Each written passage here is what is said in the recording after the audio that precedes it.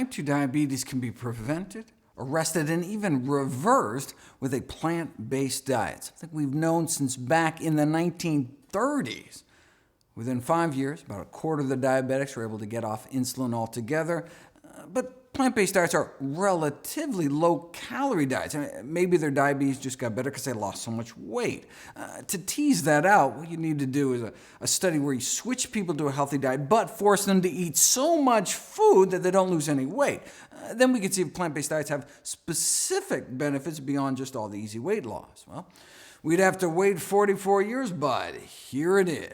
Subjects were weighed every day. If they started losing weight, they were made to eat more food. In fact, so much more food that some of the participants had problems eating it all. They were like, oh, not another salad. Ugh. But they eventually adapted, so no significant weight change, despite restricting meat, eggs, dairy, and junk. So with zero weight loss, did a plant-based diet still help? Overall, insulin requirements were cut about 60%, and half the diabetics were able to get off their insulin altogether, despite no change in weight. How many years did that take? No, 16 days. 16 days later.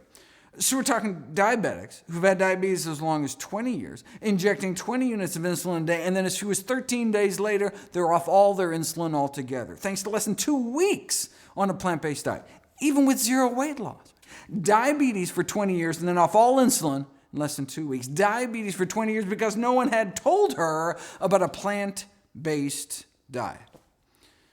Here's patient number 15, 32 units of insulin on the control diet, and then 18 days later on none. Lower blood sugars on 32 units less insulin. That's the power of plants. And that was without any weight loss. His body just started working that much better. And as a bonus, their cholesterol dropped like a rock to under 150 in 16 days.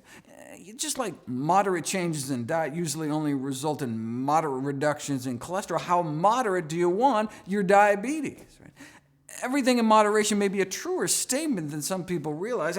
Moderate changes in diet can leave diabetics with moderate blindness, moderate kidney failure, moderate amputation, maybe just a few toes or something. Moderation in all things is not necessarily a good thing. Remember that study that purported to show that diets high in meat, eggs, and dairy could be harmful to health as smoking, suggesting that people who eat lots of animal protein are 4 times as likely to die from cancer or diabetes. But if you look at the actual study, you'll see that's simply not true. Those eating a lot of animal protein didn't have just 4 times the risk of dying from diabetes. They had 73 times the risk of dying from diabetes.